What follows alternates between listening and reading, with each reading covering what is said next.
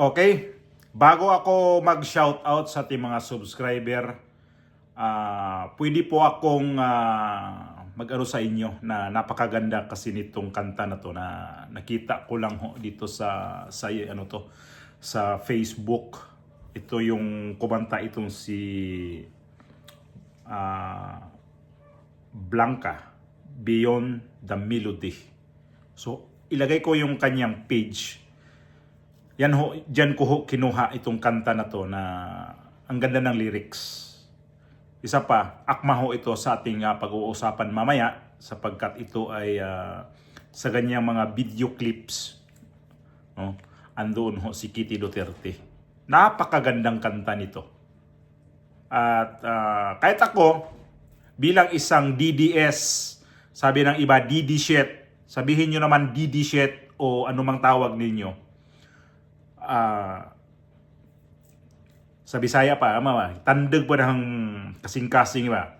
Parang yung puso ko dito ay parang ang ganda kasi. Ang ganda kasi. I-play natin yung video at sana tapusin ninyo.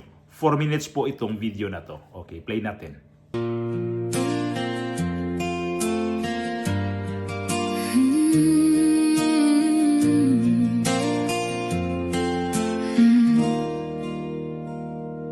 Dati sabi mo, unity ang sigaw mo. Magkapatid tayo, sama-sama tayo. Kamay sa balikat, ngiti sa kamera. Pero nung tumalikod kami, may dala ka palang kutsilyo. Kay Tatay Digong, utang mo ang trono. Siya ang sumalo nung ikaw ay gulo. Pero ngayon siya'y nasa hage, nakagapos, habang ikaw dito nakaupo sa palasyo. Sabi nila hustisya, sabi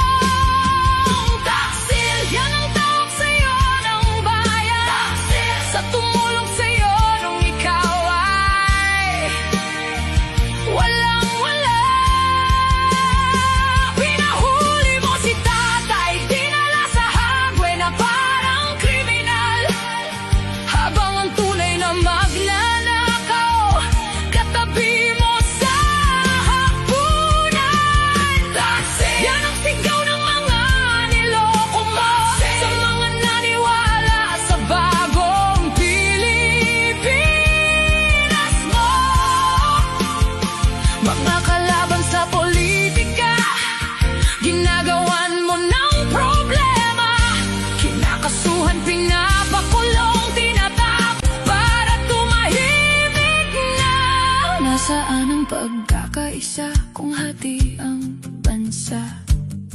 Nasaan ang pagbangon kung ang ama ng bayan nakakulong sa iba?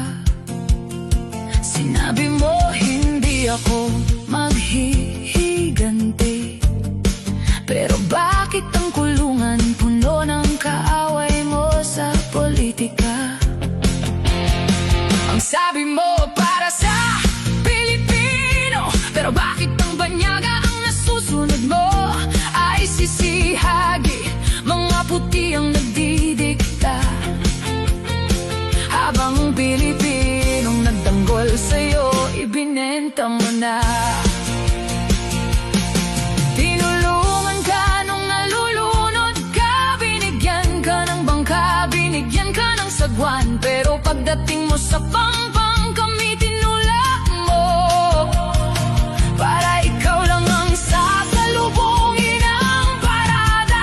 Akala namin anak ka ng agila, yun pala anak ka ni Judas. Halik sa pisngi, 10 pirasong pila, ipinagkanulo mo ang nagligtas sa'yo. Taksil, taksil, taksil ka, BBM. Ibinenta mo si tatay para sa pwesto mo. Taksil, taksil, taksil ka, BBM. Kinulong mo ang kalaban para wala nang kukontra. Ang hustisya mo, pili ang batas mo, kulang ang pangako mo, basura ang katapatan mo, wala. Yan ang tatak mo sa kasaysayan. Taksil, yan ang aawitin ng susunod na henerasyon.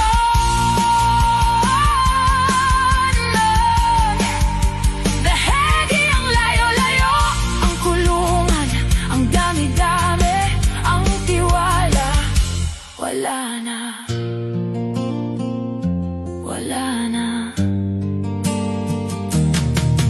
Taxi!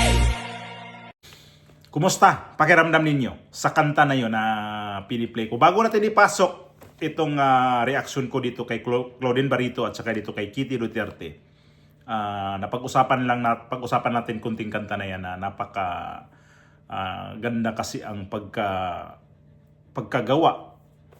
Kasi ito siya, itong kumanta nito, sigurado ako na nasaktan din siya sa nangyari noon ni Tatay Duterte o Tatay Digong, lalo na yung paghuli nga sa ang ganda ng mga doon ako na-touch ng husto doon sa sa kanyang mga video clip, although sa lyrics na din kasi ang ganda kasi ng pagkagawa. Okay. Di nasa na ako mag-react nito. Itong nakita ko dito sa post din dito ng itong sa ano bang nag-post nito na kay Claudine Barreto na pumunta pala to ng Davao City. At ito yung nakita kong post nito. Sabi ko, yari, pag ito nakita na naman sa mga pangit kasi na picturean ko lang ito. Ayan ito yon. Yan sila ni Kitty Duterte at saka ni Claudine Barreto na nagkaakbay, Magkaakbay sila dyan. Dito to kinuha sa may pwede na nito mabisita nito si Aguilar TV. Doon ko to kinuha. Although kahapon na yata to na kinuha ito. Sabi ko, mag-react na naman ito ang mga loyalista sigurado. Dito sa Aguilar TV ko to kinuha. Ito yun. Ito. Diyan ko ito kinuha. So pwede niyo mabisita yan. Nando yung nakapost pa yan. Itong si Claudine Barreto. Basahin natin at bakit kamo nagkita to sila ni Kitty Duterte at si Claudine Barreto. At bakit si Claudine Barreto ay nagiging DDS. Sabi yun ng iba, DD7 o Dutae o ano pa mga pinagsasabi nila yan dyan. Okay, basahin natin, Claudine Barreto is certified DDS with Kitty Duterte. Tapos may ganun pa. Kamao, yan ang signature na Maki Duterte ka. Veronica Kitty Duterte and Claudine Barreto shared a moment over an intimate dinner at a restaurant along Torres Street in Davao City on Saturday evening, August 2026. In a conversation with Sunstar Davao. So ang nag-release nitong balita na to, Sunstar Davao. Ang nag-release nitong balita na to at nag-react din itong si Aguilar TV. Ulitin ko. In a conversation with Sunstar Davao, Claudine shared her excitement over property and Airbnb venture in Samal Island, which she visited earlier. She also expressed her full support for the Duterte family via Sunstar Davao to. Ano nakalagay? So, pasensya na kayo sa pagbasa ko kasi parang sana maintindihan ninyo. Wala akong salamin, tapos alam nyo naman, English yan. Pasensyahan nyo yung pagbasa dito. Okay, bakit ko nag-react dyan? Kasi kapag nakita sa mga loyalista yan, sigurado, ibabas nila si Claudine Barreto dyan. Kasi lalo ganyan. Kitty Duterte ho ang nasa picture. Magkasama sila. Alam naman natin ang mga basher. Alam naman natin ang mga trolls. Basta hindi pabor sa kanila, bibirahin nila yan.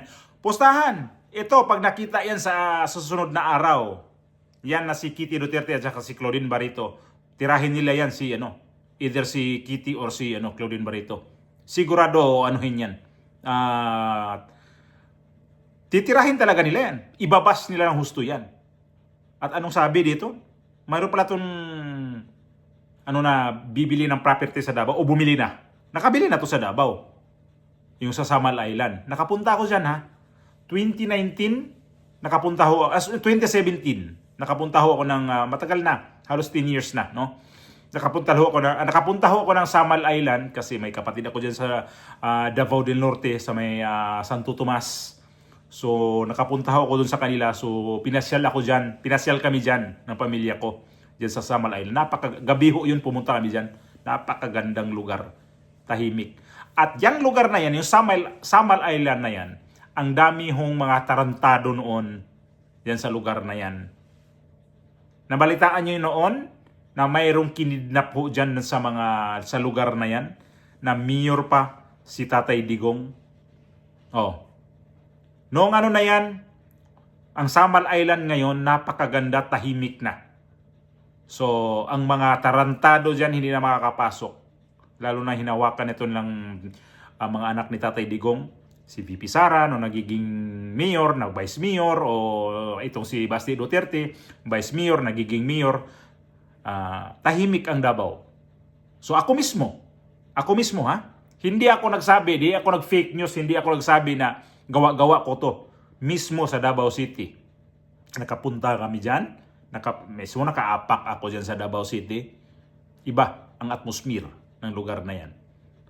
Yung nakapunta lang dyan. Kung anong anong masasabi ninyo. Sinong taga Davao dito na nakapanood, nakapunta ako sa lugar ninyo, napakaganda. Ang mayor pa nun, si VP Sara.